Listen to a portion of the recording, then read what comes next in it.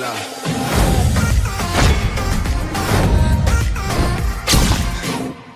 What do you think is different? Just put everything in the oven, Carlo. Yes, madam.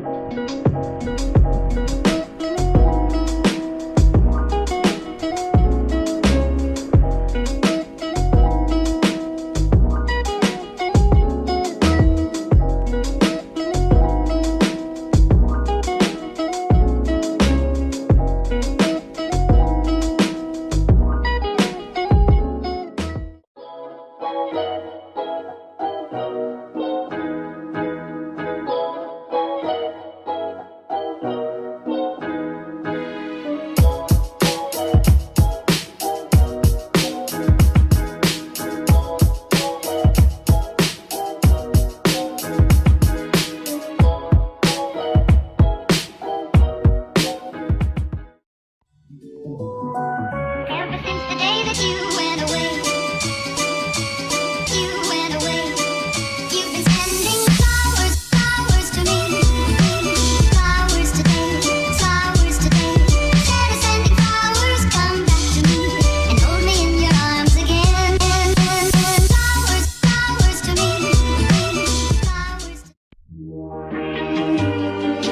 Missing someone.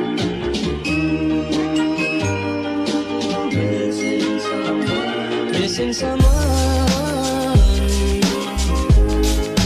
Love with all your heart. Missing someone.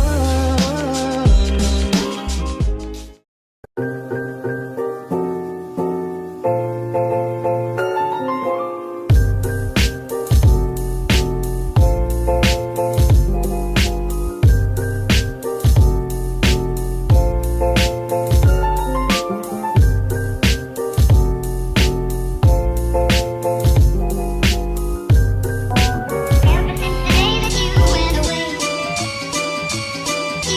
away, you've been sending flowers, flowers to me, flowers today, flowers today. Instead of sending flowers, come back to me and hold me in your arms again. Flowers, flowers to me, flowers to Missing someone. Missing someone. Missing someone. Love with all your heart. Missing someone.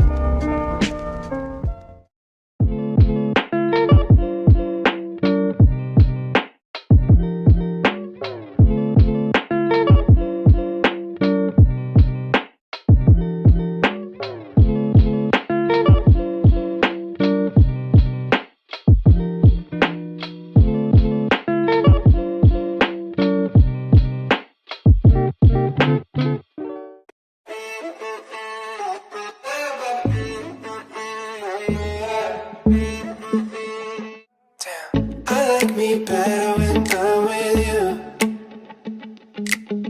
I like me better.